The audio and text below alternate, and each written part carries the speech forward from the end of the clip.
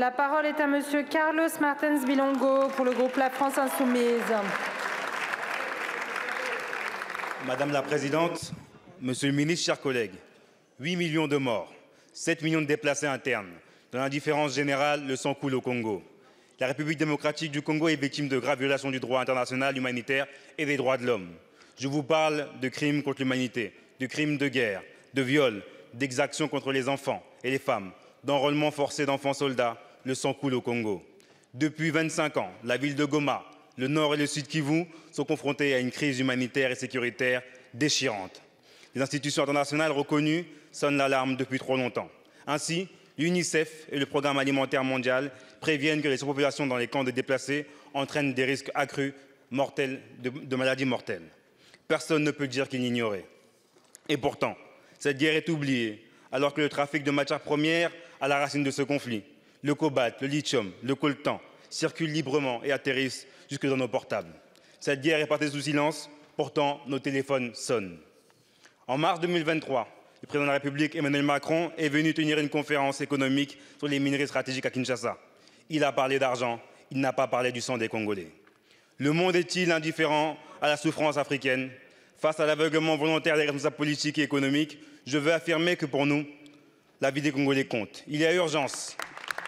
Le M23, groupe armé directement soutenu par le Rwanda, selon les rapports des Nations Unies, s'est rapproché de Goma, ville de 2 millions d'habitants.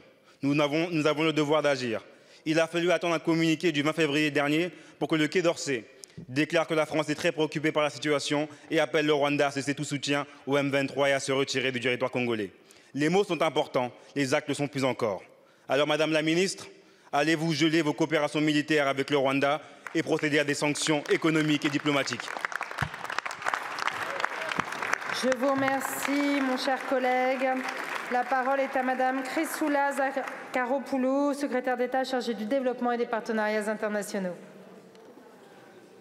Mesdames, Messieurs les députés Bilongo, je vais vous répondre au nom du ministre de l'Europe et des Affaires étrangères. Nous sommes très préoccupés par l'intensification des combats à l'est de la RDC et en particulier autour de Goma. C'est avec la plus grande fermeté que nous avons condamné la poursuite des offensives du groupe M23. Tout comme nous condamnons la présence des soldats rwandais sur le territoire congolais et leur soutien au M23. Par ailleurs, la RDC doit travailler au désarmement des FDLR. Nous soutenons, comme vous savez, les initiatives de paix pour la région des Grands Lacs et je salue particulièrement les efforts menés par l'Angola. Jeudi, le ministre séjourné s'est entretenu avec ses homologues congolais et rwandais. Il portait un message clair que je puis moi-même relayer. Nous appelons ces deux pays à la désescalade et à la reprise d'un processus de paix.